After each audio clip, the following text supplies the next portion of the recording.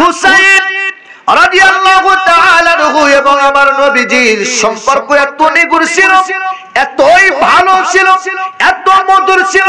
দয়াল নবীজি বলে কেউ যদি আমারে ভালোবাসতে চায় আমার হুসাইনকে ভালোবাসতে হবে, হাসানকে ভালোবাসতে হবে। কেউ যদি আমার আহলে বায়াত হাসান হুসাইনকে কষ্ট দেয় সে যেন আমি নবীকে কষ্ট দিল। আমার হাসান হুসাইনকে কষ্ট দিলে আমার সাথে শত্রুতাই শুরু হয়ে গেল। আর যার সাথে নবীজির শত্রুতাই শুরু হয়ে যায় সে কি জান্নাতে যেতে পারবে? সোনার ভাইরা আমার, বাপজিরা আমার, আল্লাহর নবী রাহমাতাল লিল আলামিন রওজা থেকে সালামের জবাব দিলেন না। তিনবার চলে গেল, সময় দীর্ঘ সময় পার হয়ে গেল। হুসাইন রাদিয়াল্লাহু তাআলা আনহু কিছু সময় অপেক্ষা করার পর চিন্তা করলেন, নানা তো সালামের জবাব দিল না, মনটা বড় খারাপ হয়ে গেল। ব্যাপার কি? নানার কাছে সালাম দিলে তো সালামের জবাব দিতে দেরি করে না। আজকে একবার না, দুইবার না, তিনবার সালাম দিলাম, সালামের উত্তর পাইলাম না। কারণ কি? এই চিন্তা করতে করতে মাথার ভিতরে আসলো আম্মা জানের কাছে যাব, আম্মা জানের পাশে গিয়ে আম্মা জানকে সালাম দিয়ে আসি। কারণ মদিনা থেকে চলে যাব, বিদায়টা তো নিতে হবে তাদের কাছ থেকে। আম্মা জানের কাছে চলে গেলেন। আম্মা জানের কাছে গিয়ে ও কবরের পাশে গিয়ে দাঁড়াইলেন। দাঁড়ানোর পরে সালাম দিলেন। আম্মা জানো সালামের কোনো জবাব দেয় না। দ্বিতীয়বার আবার সালাম দিলেন, সালামের কোনো জবাব আসে না। তৃতীয়বার সালাম দিলেন, সালামের কোনো জবাব আসে না। ইমাম হুসাইন রাদিয়াল্লাহু তাআলা আনহু চোখের পানি ফেলে দিয়ে কাঁদতে কাঁদতে আম্মা জানের কাছ থেকে চলে গেলেন। দয়াল নবীজি রাহমাতুল লিল আলামিন দরদি নবীজির রওজার পাশে গিয়ে বসে বসে চোখের পানি ফেলে দিয়ে কাঁদতেছে। বিষয়টা কি? আমি চলে যাব মদিনা ছেড়ে, মদিনা থেকে চলে যাব, বিদায় নেওয়ার জন্য এসেছি, শেষ সালাম দেওয়ার জন্য এসেছি, কিন্তু সালামের জবাব নানা জানো সালামের জবাব দিল না, আম্মা জানো সালামের জবাব দিল না। কেমন হলো? বিষয়টা কি হলো? চিন্তা করতে করতে হঠাৎ করে চোখটা বন্ধ করেছে, লক্ষ্য করে দেখে আমার দয়াল নবী মার নবী রাহমাতাল লিল আলামিন এবং আম্মা জান খাতুনে জান্নাত ফাতেমা, তারা দুইজন চোখে পানি নিয়ে হুসাইনের সামনে হাজির হয়ে গেছে। চিল্লায় এখন মারহাবা। সোনার ভাইরা আমার, বাপজিরা আমার, আমার দয়াল নবীদের চোখে পানি, আম্মা জানের চোখে পানি। ইমাম হুসাইন ডাক দিয়া বলে, নানা গো, অন্যদিন একবার সালাম দিলে জব দিতে দেরি করো না। আমি হুসাইনকে তুমি এত ভালোবাসো না, আজকে একবার না, দুইবার না, তিনবার সালাম দিলাম, ও না না, সালামের জবাব তো পাইলাম না। আমি তো বড় নার্ভাস হয়ে গেছি। না না, আম্মা জানের কাছে গেলাম, আম্মা জানো সালামের জবাব দিল না। নানা গো, বিষয়টা কি বলো না, একটু বলো না। দয়াল নবী হুসাইনকে জড়ায় ধরে চোখের পানি ফেলে দিয়ে কান্দার দেখে বলে, নানু ভাই হুসাইন রে, তুমি এতদিন যখন সালাম দিয়েছ ওই সালামের জবাব দিয়েছি। ও ভাই শুনে নাও, সালাম দেওয়ার সাথে সাথে সালামের জবাব পাইছো, কারণ পরে আবার তুমি আসবে সালাম দিবে রওজার পাশে এসে। কিন্তু আজকের সালাম যখন দাও, এই সালাম তো তোমার জীবনের শেষ সালাম, তুমি তো আর কোনদিন আমার রওজার পাশে সালাম দিতে আসবে না। হুসাইন রে, তুমি আমারে আর কোনদিন সালাম দিতে আসবা না, তাই আমি চুপ করে আছি, তুমি আবার যেন সালাম দাও। একবার সালাম দিলা, জবাব দিলাম না, ভাবলাম আবার তুমি সালাম দিবা। তোমার সালামটা শুনতেছিলাম আমি বারবার, যার কারণে তোমার সালামের জবাব দেই নাই। ও নানু ভাই হুসাইন, তুমি তো আর কোনদিন ফিরে আসতে পারবা না। হুসাইন রাদিয়াল্লাহু তাআলা আনহু চলে গেলেন মক্কায়। মক্কা থেকে ওখান থেকে রওনা দিলেন কুফার দিকে। মনে আছে কিনা জানি না, আমি আলোচনার মধ্যে টাচ দিয়েছি 40,000-এর মতো বা তার চাইতেও কম বেশি অসংখ্য চিঠি কুফা নগর থেকে দিয়েছে। এই চিঠির দাওয়াত পেয়ে হুসাইন আসতেছে কুফার দিকে। এই পয়েন্টটা মনে রাখতে হবে। সোনার ভাইরা আমার, বাপজিরা আমার, ইমাম হুসাইন রাদিয়াল্লাহু তাআলা আনহু মক্কা মক্কা থেকে রওনা দিয়ে চলে আসতে লাগলেন কুফার দিকে। আস্তে আস্তে 7 তারিখ রাত হয়ে যায়, একটা জায়গায় অবস্থান করে। এই জায়গাতে চিন্তা করলেন রাত তো হয়ে গেল, এই রাতের বেলায় একটা তাবু গাড়া হোক, এই তাবুর মধ্যে আমরা ফ্যামিলির পরিবারের সদস্যরা সবাই থাকবো। 70 বা 78 থেকে 72 জন এইরকম কয়েকটা বর্ণনা আসছে। এই বর্ণনা মোতামত এই কয়েকজন পরিবারের সদস্যদেরকে নিয়ে, এই সদস্যদের মধ্যে ছিল নারী এবং শিশুরা পর্যন্ত ছিল। যুদ্ধ তেমন ছিল না, যারা ছিল তারা যুদ্ধের প্রস্তুতি নিয়ে আসে নাই। 7 তারিখ রাতের বেলা তারা ওখানে অবস্থান করতে লাগলেন। হুসাইন রাদিয়াল্লাহু তাআলা আনহু তাবু গাড়ার জন্য যখনই মাটিতে আঘাত করতে যায়, মাটিতে আঘাত করার সাথে সাথে দেখে এই মাটির ভিতর থেকে রক্ত বের হয়। সোনার ভাইরা আমার, বাপজিরা আমার, সেদিন একটা কথা শুরুতেই বলে দিয়ে যায়, হুসাইন রাদিয়াল্লাহু তাআলা আনহু যেদিন শুহাদায়ে কারবালায় শহীদ হয়েছিল আমরা ছিলাম না। মনটা চায় 61 হিজরিতে যদি থাকতাম, জিহাদের ময়দানে গিয়ে কারবালায় গিয়ে হুসাইনের পক্ষে জিহাদ করে শহীদ হয়ে যাইতাম। মন চায় না, চায় না, মন চায় না, চায় না। আমরা যেতে পারি না, আমরা তো ওই সময় পৃথিবীতে আসি নাই, কিন্তু হুসাইনকে ভালোবাসি, যার কারণে হুসাইনের ভালোবাসায়, দয়াল নবীর আওলাদের ভালোবাসায় আজকের মাহফিলে এসেছি। আল্লাহ বলেন ওদেরকে ভালোবাসলে আমি আল্লাহ ক্ষমা করে দিব।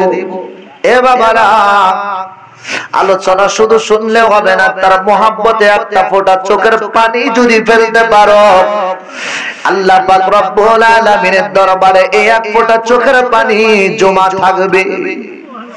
সোনার ভাইরা আমার, বাপজিরা আমার, হযরত ইমাম হুসাইন রাদিয়াল্লাহু তাআলা আনহু যেই ঘোড়াগুলোকে, যেই ঘোড়ার পিঠে সওয়ার করে গিয়েছিল, ওই জায়গাতে তাবু গাড়বে, ওই জায়গাটা আঘাত করলে, মাটিতে আঘাত করলে রক্ত বের হয়, ঘোড়ার পা গুলো দেবে যায় জমিনের মধ্যে। হুসাইন রাদিয়াল্লাহু তাআলা আনহু গাছে যখন আঘাত করতে যায়, গাছে আঘাত করলে সাধারণত কষ বের হয়, পানি বের হয়, কিন্তু হুসাইন লক্ষ্য করে দেখে এই গাছ থেকে পানি তো বের হয় না, এই গাছগুলোতে আঘাত করলে রক্ত ফিনকি দিয়ে রক্ত বের হয়। হুসাইন একটা ডাক দেয়, ও আমার পরিবারের সদস্যরা, আমার নানা বলেছে, নানার ভবিষ্যৎবাণী এবং আমার বাবার ভবিষ্যৎবাণী, আমার বাবা এই রাস্তা দিয়ে যাইতেন, একটা জায়গা থেকে এক মুষ্টি মাটি নিয়ে যেয়ে বলেছিল আমার হুসাইন যেখানে শহীদ হবে সেই জায়গার মাটি নিয়ে এসেছি। সোনার ভাইরা আমার, বাপজিরা আমার, হুসাইন বলে আমি রক্তের ভিতর থেকে আমি যেই ঘ্রাণটা পাইতেছি, ওই মাটির ভিতর থেকে ওই ঘ্রাণটা পেয়েছিলাম। হযরত ইমাম হুসাইন রাদিয়াল্লাহু তাআলা আনহু তিনি বললেন, আমরা এখানে এসে সেখান থেকে আর কোথাও যেতে পারবো না। ওখানে তারা অবস্থান করতে লাগলেন, তাবু গাড়লেন। এই তাবু গিরে অবস্থান করে একজন মুরব্বী লোককে, আলা বলা একজন মুরব্বী মানুষকে জিজ্ঞাসা করলেন, এই জায়গাটার নাম কি? বলে এই জায়গাটার নাম হলো কারবালা। সোনার ভাইরা আমার, বাপজিরা আমার, 7 তারিখ গেল, 8 তারিখ চলে গেল, 9 তারিখ চলে গেল, 3টা দিন এক ফোঁটা পানি পর্যন্ত তারা পান করতে পারে নাই। আসতেই রাস্তায় তাদের খাবার শেষ হয়ে যায়। দীর্ঘ পথ অতিক্রম করে এসেছে, এক ফোঁটা পানি পর্যন্ত তাদের কাছে ছিল না। 9 তারিখ দিবাগত রাতের বেলা এমন ঘটনা পরপর ঘটনা শুরু হয়ে গেল। এই ইয়াজিদের লোকেরা উবাইদুল্লাহ ইবনে জিয়াদের নেতৃত্বে হযরত নবীজির আহলে বাইত আওলাদ রাসূলের পরিবারের সদস্যদের সর্বপ্রথম যেই গাদ্দারিটা করেছে এদের সাথে, এটা হলো তারা পানি দিতে দেয় নাই, হুসাইনকে পানি দিতে দেয় নাই। হুসাইন রাদিয়াল্লাহু তাআলা আনহু 9 তারিখ রাতের বেলা খবর চলে আসলো, উবাইদুল্লাহ ইবনে জিয়াদ এজিদের পক্ষ থেকে পত্র পাঠায় দিল, খবর দিয়ে দিল হুসাইন সূর্য ওঠার পরে সকাল বেলায় যুদ্ধ করতে হবে। হুসাইন রাদিয়াল্লাহু তাআলা আনহু তিনটা কথা বলেছিলেন, 1 নম্বরে এজিদের কাছে যেতে দাও, 2 নম্বরে মক্কা মদিনায় যেতে দাও, 3 নম্বরে মুসলিম কোন দেশে আমাদেরকে পাঠিয়ে দাও, সেখানে আমরা চলে যাব। তারা বলেছিল না, তিনটার একটাও অ্যাকসেপ্ট করা হলো না। কোন জাহেল মূর্খরা বলে হুসাইন রাদিয়াল্লাহু তাআলা আনহু নাকি বলেছিল এজিদের কাছে যেতে দাও, আমরা এজিদের কাছে গিয়ে আত্মসমর্পণ করব। এটা বানোয়াট মিথ্যা কথা, মনে রাখবেন। হুসাইন এমন কোন কথা বলে নাই। হুসাইনের প্রথম কথাই ছিল হলো এজিদের কাছে আত্মসমর্পণ করা যাবে না, কারণ এই বেটা একটা মক্কর, এই বেটা একটা লম্পট, কথা কোন ঠিক কিনা? অতদূর আমি গেলাম না। সোনার ভাইরা আমার, বাপজিরা আমার, এই বেটা আগে থেকেই ঝামেলাওয়ালা ছিল, যার কারণে হুসাইন মানতে রাজি ছিল না। হুসাইন যদি মানত দেশের 12টাও বাইজে যাইতো, কথা বলেন ঠিক কিনা? মুসলমান ভাইরা আমার, বাপজিরা আমার, বগুড়ার সম্মানিত ভাইরা, মনোযোগ লাগাইতে হবে। হযরত ইমাম হুসাইন রাদিয়াল্লাহু তাআলা আনহুর কাছে খবর আসলো যুদ্ধ করতে হবে। হযরত ইমাম হুসাইন বলল না, যুদ্ধ করার জন্য আসি নাই, কিন্তু তারা মানলো না, যুদ্ধের ঘোষণা দিয়ে দিল। রাতের বেলা বাতিটা নিভায়া দেয়, ওই সময় ছিল চারাক নিভায়া দেয়। নিভায়া দেওয়ার পরে ডাক দেয়া বলে, ও আমার পরিবারের সদস্যরা, তোমরা শোনো শোনো শোনো, তোমরা তো জানো এজিদের চেলা বা এজিদের লোকেরা, এরা আমি হুসাইনের রক্তের পিপাসু, তারা আমি হুসাইনকে চায়, তোমাদেরকে চায় না। তোমরা যদি পারো এখন এই মুহূর্তে যে যে দিক দিয়ে পারো অন্ধকারের মধ্যে পালিয়ে চলে যাও, তোমাদেরকে কেউ কিছুই বলবে না। ওখান থেকে মহিলা সদস্যরা পর্যন্ত বলেছিল, হুসাইন আমরা যখন বাড়ি থেকে বের হয়েছি আপনার সাথে, সুখের সময় বের হয়েছি, দুঃখের সময় আপনাকে একা একা রেখে চলে যাব, এটা তো হতে পারে না। যদি বাঁচতে হয় একসাথে বাঁচবো, মরতে হয় জীবন দিতে হয়, আপনি হুসাইনের পক্ষে, আমরা জীবন দিয়ে দিব। সোনার ভাইরা আমার, বাপজিরা আমার, এই বগুড়ার মুসলমানেরা একদম মনোযোগ। হুসাইন রাদিয়াল্লাহু তাআলা আনহু বাতি টপ করে দিলেন। তখন আর কেউ কোনো দিক গেল না, সবাই ঘুম তো আসে না, খাবার ক্ষুধা, পেটে ক্ষুধা নিয়ে বসে আছে, পানির জন্য ছটফট করতেছে। শিশু সন্তানেরা পর্যন্ত জিহ্বাটা মনে হয় বের হয়ে যায়। মার দুগ্ধওয়ালা মাদের স্তন শুকিয়ে গিয়েছে, কয়েকদিন খাবার নাই, এক ফোঁটা পানি পর্যন্ত মুখে যায় না। সোনার ভাইরা, হযরত ইমাম হুসাইন রাদিয়াল্লাহু তাআলা আনহু কিছুক্ষণ পরে একটা চিৎকারের আওয়াজ পাইলেন। লক্ষ্য করে দেখে বাতিটা জ্বালায়া দিয়ে দেখে আর কেউ না, এটা হলো শহরবানু। ডাক দেয়া বলে, শহরবানু রে, এমন করে কেন চিৎকার দিলে? বলে, এমন ঘটনা আমি স্বপ্নের ভিতরে দেখেছি, আমি কোনোদিন এমন ঘটনা দেখি নাই। হুসাইন ডাক দেয়া বলে, শহরবানু এমন কি ঘটনা তুমি দেখলে? বলে, আমি স্বপ্নের ভিতরে দেখি একজন পাগল বেশি মহিলা, সুন্দরী রমণী, এত সুন্দর চেহারা আমি কোনোদিন দেখি নাই। এই মহিলাটা কারবালার দিকে আসতেছে, পাগলের মতো মনে হয় যেন কি হারিয়ে গিয়েছি। আমি পিছনে পিছনে যাইতে লাগলাম, যাইতে যাইতে একটা নির্দিষ্ট জায়গায় মহিলাটি উপস্থিত হলো। ওখানে দেখি তার হাতের মধ্যে যেই কাপড়টা ছিল, কাপড়ের আঁচল দিয়ে এই মাটিটা কি যেন খোঁজাখুঁজি করে বা নাড়াচাড়া করে। আমি কাছে যাইয়া বললাম, মা আপনি কে, আপনার পরিচয় কি, অথবা আপনি কি কোনো কিছু হারিয়ে ফেলেছেন? আপনার বয়স হওয়ার কারণে হয়তো আপনি এইখান থেকে ছোট কোনো জিনিস হলে হয়তো চোখে পড়ছে না।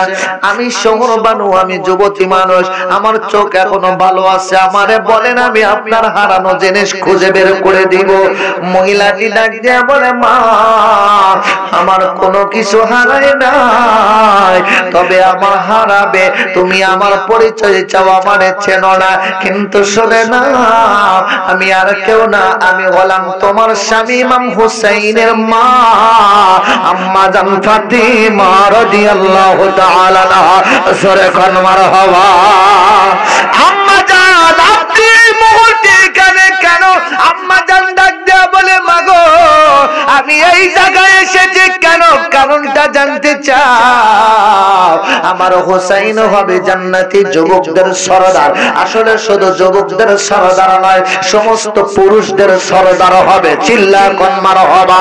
কারণ হলো জান্নাতে যারা যাবে সবাই যুবক অবস্থায় যাবে। মারহাবা কোন। বুড়া মানুষ একটাও যাবে না, মানে বুড়া মানুষগুলো যুবক হয়ে যাবে। তাহলে সবার নেতা হবে কে? হাসান হুসাইন দুই ভাই হবে সেখানকার যুদ্ধ, সেখানকার নেতা। সোনার ভাইরা আমার, বাপজিরা আমার, ইমাম হুসাইনের কথা বলতেছিলাম।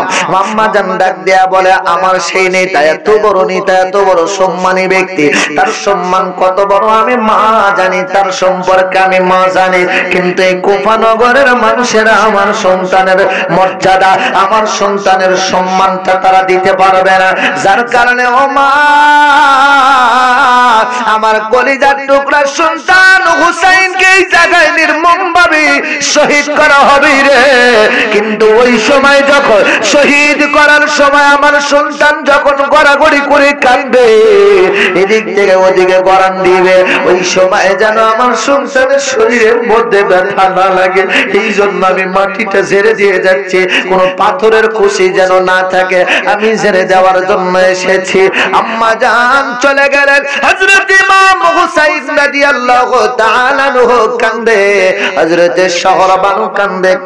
কাফেলার ভিতরে যারা ছিল সমস্ত সদস্যরা হাউমাউ করে কান্না করে ওঠে। এ মুসলমান ভাইরা আমার, বাপজিরা আমার, কোন জায়গায় অবস্থান করেছে, কত কষ্ট করেছে তারা। হুসাইন শহীদ হলো কেন? কারবালার ময়দানে সকালবেলা যুদ্ধ শুরু হয়ে গেল। এই যুদ্ধরত অবস্থায় আমার নবীজি রাহমাতাল লিল আলামিনের কলিজার টুকরা হযরত ইমাম হুসাইন রাদিয়াল্লাহু তাআলা আনহু, তিনার পক্ষতে একজন করে চলে যাইতেছে জিহাদের ময়দানে। যেই ব্যক্তি জিহাদের ময়দানে যায় শহীদ হয়ে যায়, শহীদ হওয়ার আগে কাফের মুসলমান মুনাফিকদেরকে এমন ভাবে তারা কচুকাটা করতে লাগে, যুদ্ধ করতেছে। একদিরা মুসলমানদের পক্ষে হুসাইনের পক্ষে একজন, আর তাদের পক্ষে ইয়াজিদের পক্ষে ছিল 22,000। কয় হাজার? কথা কয় না, কয় হাজার? 22,000। আর এদের পক্ষ থেকে একজন করে জিহাদের ময়দানে যায়। এভাবে যাইতে শহীদ হইতে পরিবারের মানুষগুলো যখন শহীদ হইতে লাগে, হযরতে কাসিম রাদিয়াল্লাহু তাআলা আনহু তিনি শহীদ হয়ে গেলেন। হযরতে ইমাম হাসান রাদিয়াল্লাহু তাআলা আনহুর ছেলে উম্মে কুলসুমকে বিবাহ করেছিলেন। উম্মে কুলসুমের স্বামী কাসিম তিনি বিবাহ করার পরে সোনার ভাইরা আমার, বাপজিরা আমার, সেখান থেকে হযরতে কাসিম রাদিয়াল্লাহু তাআলা আনহু শহীদ হয়ে যায়। এরপরে চলে আসলেন হযরতে আলী আকবর রাদিয়াল্লাহু তাআলা আনহু, তিনি যুদ্ধের ময়দানে যাবেন। ইমাম হুসাইন রাদিয়াল্লাহু তাআলা আনহু ডাক দেয়া বলে, বাবা রে তুমি যুদ্ধের ময়দানে যাবা না, যুদ্ধের ময়দানে যাবা না। আলী আকবর বলে, বাবা কেন যাব না? বলে, কোন বাবা কি নিজের সন্তানকে শহীদ হতে দেখতে পারে? বলে, বাবা গো, সামান্য একটু জীবন নিয়ে দুনিয়াতে এসেছি, ও বাবা একটু সময় পেয়েছি, কখন জানি আজরাইল আমাকে ধরে নিয়ে চলে যাবে।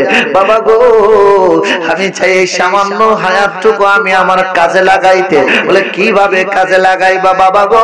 আমি এইভাবে কাজে লাগাইতে চাই, আপনার সম্মান এত বেশি, আমি আমার বাবার কদমে আমার জীবনটাকে, এই সামান্য জীবনটাকে কোরবানি করে দিতে চাই। আমি চোখের সামনে আমার বাবার শহীদ হওয়া দেখতে পারবো না।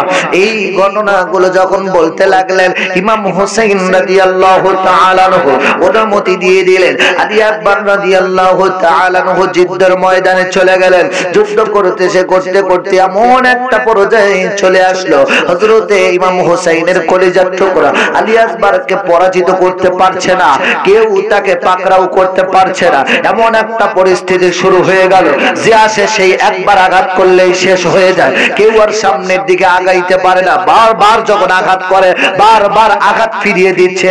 ইমাম হোসেনের কলিজার টুকরা আলী আকবর বারবার তাদেরকে আঘাত করতেছে, আঘাতের পর আঘাত, পাল্টা আঘাত চলতেছে। এই অবস্থায় ইমাম আলী আকবর ডুবে যাওয়ার পাত্র নয়, কারণ আলী আকবর শরীরের মধ্যে আছে ইমাম হুসাইন রাদিয়াল্লাহু তাআলা আনহুর শরীরের রক্ত, হযরত আসাদুল্লাহিল গালিব মাওলা আলীর শরীরের রক্তগুলো আছে আলী আকবরের শরীরের ভিতরে। আমার দয়াল নবীর রক্ত আছে আলী আকবরের ভিতরে। কথা বলেন ঠিক কিনা? আরো জোরে বলেন ঠিক কিনা?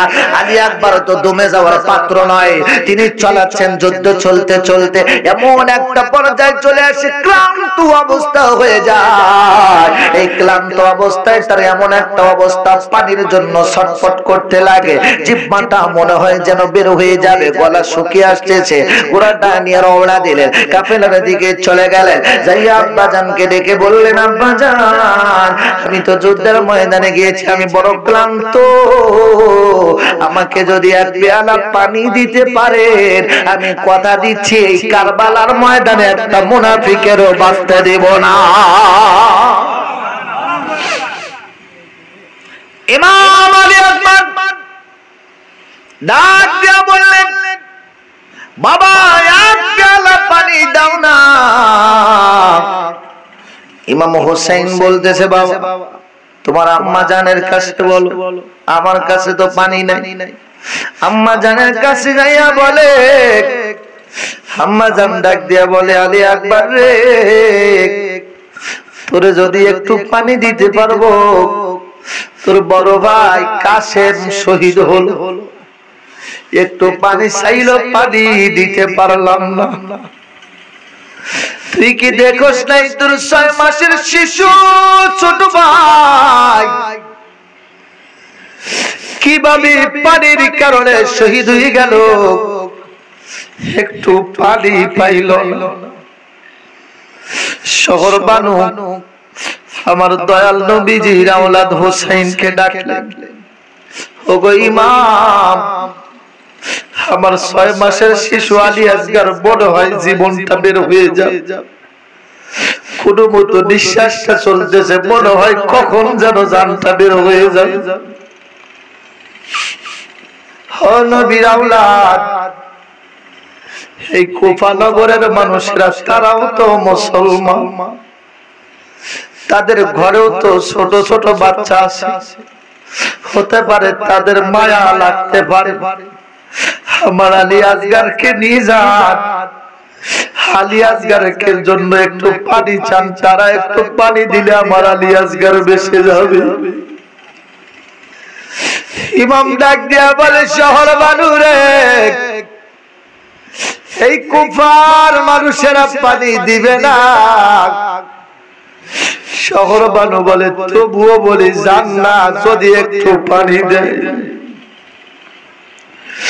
হযরত আলী আসগরকে নিয়ে বুকের সাথে জড়ায় নিয়ে রওনা দিলেন। কুফা নগরীর মানুষদের দিকে তাকায় ডাক দেয়, ও কুফা নগরীর মানুষেরা, ও নানার আদরের উম্মতেরা, তোমরা তো জানো আমার নানা না হইলে আল্লাহ দুনিয়া বানাইতো না, আমার নানা না হইলে পুরা নদী হইতো না, আমার নানা না হইলে ফোরাত নদীর পানি হইতো না। হোসাইন ডাক দিয়া বলে, মুসলমানেরা, আমার নানার কারণে তোমাদের সৃষ্টি, নানার কারণে কুল কায়নাত সৃষ্টি। ওই নানার পরিবার পানির কারণে জীবন দেয় রে। তোমরা আর একটা কথা জানো, আমি হোসাইন আজকে কথা দিলে কিয়ামতের দিন কথাটা রাখবো। আমি তোমাদের কাছে এক পেয়ালা পানি চাইলাম, একটু পানি দাও।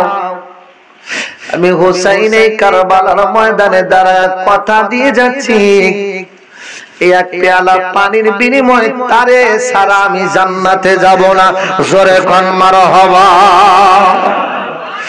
ইমাম হোসাইন রাদিয়াল্লাহু তাআলা আনহু যখন বলতে লাগলেন, তারা হোসাইনকে উদ্দেশ্য করে ডাক দিয়া বলে, হোসাইন, তোমার আলী আসগারের চেহারা এত সুন্দর চেহারা।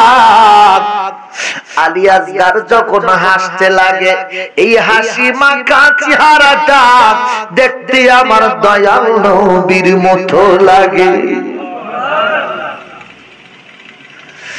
তুমি যদি তোমার আলী আসগারকে একটু হাসাইতে পারো, আমরা তোমাদেরকে পানি দিব। মনে আছে এই কুফার মানুষেরাই চিঠি দিয়ে দাওয়াত করেছে, কি মনে আছে? মনে আছে? আলোচনা এখানে। ইমাম হুসাইন রাদিয়াল্লাহু তাআলা আনহু তিনি ডাক দিয়ে বললেন, একটু পানি দাও। তারা শর্ত দিয়ে পানি দিতে পারি যদি আলী আসগারকে হাসাইতে পারো। হাসবে কেমনে? কথাই তো বলতে পারে না, জিহ্বাটা বের হয়ে যাচ্ছে, কখন যেন নিঃশ্বাস বের হয়ে যায়। খাওয়া নাই, একটু পানি পর্যন্ত নাই। এই কুফা নগরের মানুষের কথা শুনতে যাই আলী আসগরের মুখে হাসি ফোটানোর জন্য ইমাম হোসেন চোখের পানি ফেলে দিয়ে বারবার শরীরের মধ্যে একটু নাড়াচাড়া করতে লাগলেন। বাবা একটু হাসো। তারা তো বলেছে একটু পানি দিবি। যখন হাসতে তো পারে না, মুখটা একটু ফাঁকা করেছে। কুফা নগরের এই মুসলমানেরা কতই নিষ্ঠুর, এরা কত নিষ্ঠুরতার সাথে এমন ভাবে তীর ছুঁড়ে মারলো। তীর আসতে আসতে 6 মাসের শিশু, নবীর আওলাদ, নবীর বংশ, নবীর রক্ত যার ভিতরে, যার চেহারার মতো আমার নবীর চেহারা দেখা যায়। নবী আমার বলে, আমার আহলে বায়াতের চেহারার দিকে তাকাইলে আমি নবীর চেহারা দেখা যায়। চিল্লায় কন্যা মারহাবা। সেই আলী আসগার 6 মাসের শিশু সন্তানের দিকে তীর নিক্ষেপ করেছে। তীরটা যাইতে যাইতে আলী আসগারের কণ্ঠ নালী বরাবর প্রবেশ করেছে। আলী আসগার একটা চিৎকার দিয়ে পৃথিবী ছেড়ে চির বিদায় নিয়ে চলে যায়। ইমাম হোসেন একটা চিৎকার দেয়, নানা গো,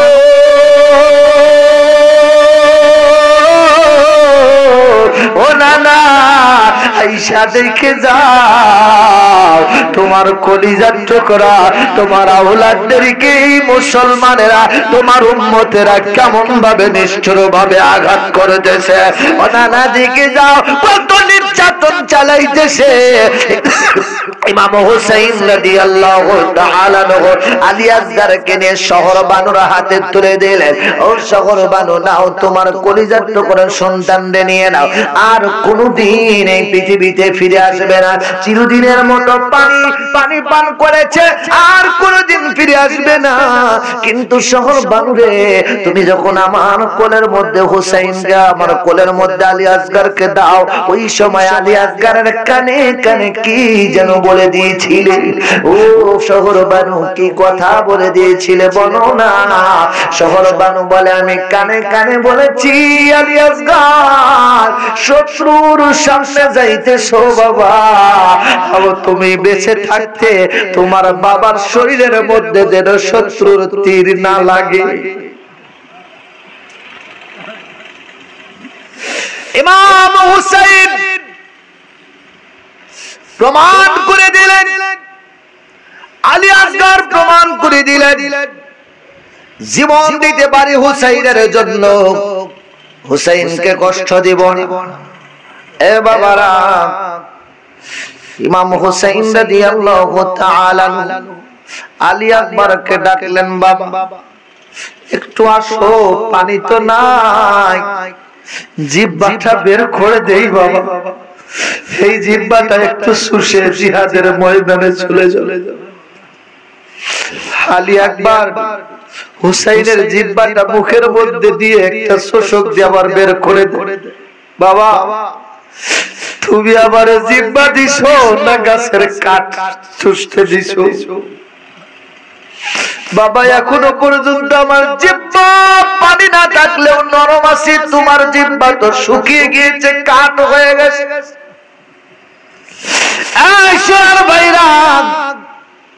আলী আকবর চির বিদায় নিয়ে চলে যায় কারবালার ময়দানে। সর্বশেষ ইমাম হুসাইন জিহাদের ময়দানের দিকে, কাফেলার ভিতরে কান্নার রোল পড়ে গেল। জয়নব কান্দে, কুলসুম কান্দে, জয়নাল আবদিন কান্দে। এই বাবারা, হুসাইন জিহাদের ময়দানে জিহাদ করতে করতে করতে করতে একটা পর্যায়ে ঘোড়ার পিঠের উপর থেকে পড়ে যায়। ঘোড়ার পিঠ থেকে যখন পড়ে যায়, অসংখ্য তীর বর্ষার আঘাত তার শরীরের মধ্যে। ইমাম হুসাইন রাদিয়াল্লাহু তাআলা জমিনের মধ্যে যখন পড়ে যায়, এই জমিনের মধ্যে পড়তে দেরি ঘোড়াটা, যেই ঘোড়া নিয়ে যুদ্ধে গিয়েছিল, এই ঘোড়াটা ছিল আমার দয়াল নবীর ঘোড়া। মারহাবা কর, আরো জোরে কর মারহাবা। দয়াল নবীর ঘোড়া, এই ঘোড়া হুসাইনের চতুর্পাশে তওয়াফ করতেছিল। মারহাবা কর, আরো জোরে কর মারহাবা। ঘোড়াটা একটা দৌড় দিয়ে চলে গেছে কাফেলার দিকে। জয়নব ডাক দিয়া বলে, ঘোড়া আমরা তোমার আশা দিকে মনে করেছি আমার ভাই হুসাইন ফিরে এসেছে, কিন্তু আমরা দেখেছি হুসাইন যেখানে তুমি ঘোড়া সেখানে হুসাইন ছাড়া তুমি চলো নাই। আজকে তুমি একা একা, কারণ ঘোড়া আসমানের দিকে তাকা ডাক দিয়া বলে, মাবুদ হুসাইনের শহীদের ঘটনাটা বলতে চাই। আল্লাহ আমি ঘোড়া নিজ চোখে দেখেছি কত নির্মম ভাবে নির্যাতন করেছে। আল্লাহ আমার তো কথা বলার ক্ষমতা নাই, একটু ব্যবস্থা করো, জবানটা খুলে দাও, আমি হুসাইনের পরিবারের সাথে কথা বলতে চাই। আল্লাহ দিলেন জবান খুলে। হুসাইন রাদিয়াল্লাহু তাআলা নহর কথা বলতে যায়, ঘোড়ার চোখ থেকে অঝরে পানি পড়ে। ঘোড়া ডাক দেয়া বলে, ও নবী পরিবারের সদস্য, আমি যখন যুদ্ধের ময়দানে চলতেছিলাম, হঠাৎ করে হুসাইন জমিনের মধ্যে পড়ে গেল। আমি চতুর্দিক থেকে তওয়াফ করতেছিলাম, অর্থাৎ আমি চতুর্দিক থেকে ঘোরাঘুরি করতেছিলাম, দৌড়াইতেছিলাম। হুসাইনকে আঘাত করবে, আঘাতগুলো আমার লাগুক, কিন্তু আবার হুসাইনের যেন না লাগে।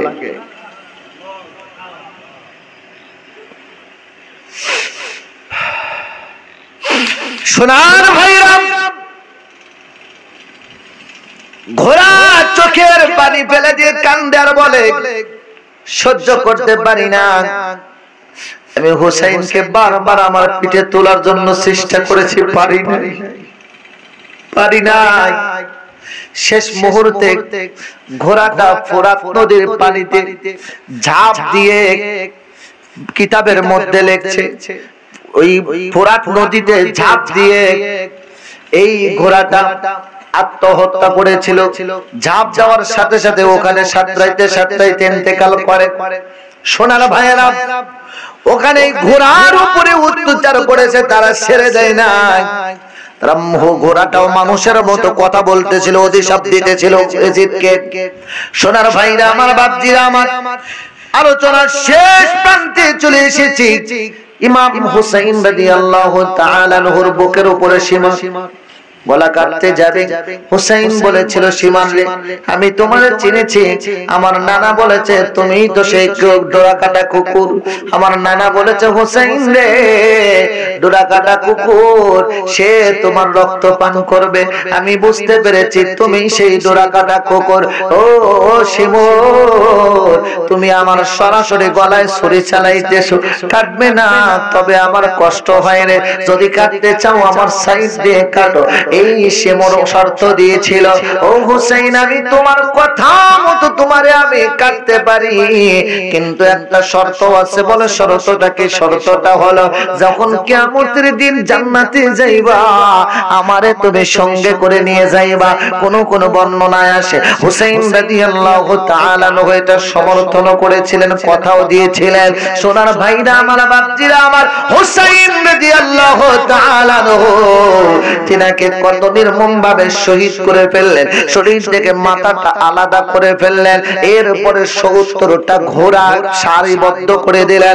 ৭০টা ঘোড়া সারিবদ্ধ করে দেওয়ার পরে ওখানে একটা পর্যায়ে দেখা যায় এই ঘোড়াগুলো দিয়ে তারা দাবড়াইতে হুসাইন রাদিয়াল্লাহু তাআলা আনহুর শরীর থেকে সমস্ত শরীর খণ্ড বিখণ্ডিত করে ফেললো। হাত এক জায়গায়, আঙ্গুল এক জায়গায়, পা এক জায়গায়, ছুটে ছুটে এদিক ওদিক যাইতে লাগলো। তারা মাটির সাথে মিশিয়ে দিতে চেয়েছিল। আর এই ঘটনা যাইতে যাইতে হুসাইনের মাথা দিয়ে দামেস্ক এজিদের দরবারে চলে যায়। আর এজিদ হুসাইন রাদিয়াল্লাহু তাআলা আনহুর মাথা মুবারক সামনে পেয়ে লাঠি দিয়ে আঘাত করে আর বলতে থাকে, আমার পূর্বপুরুষরা যদি আজকে থাকতো তাহলে আজকে দেখতো আমরা তাদের মৃত্যুর প্রতিশোধ নিয়েছে। বদরের যুদ্ধে এই এজিদের পূর্বপুরুষদেরকে মুসলমানেরা, সাহাবারা তাদেরকে হত্যা করেছিল। যার কারণে এজিদ বলেছিল যে আজকে যদি আমার দাদারা থাকতো, তারা যদি পর দাদারা থাকতো, তারা দেখতো আমরা তাদের হত্যার প্রতিশোধ নিয়েছি। এমন কথা বলার পরেও আজকে আমাদের সাথে মিশে চলে আমাদের মতো মুসলমানেরা। তারা বলে এজিদ সরাসরি কারবালায় দায়ী ছিল না।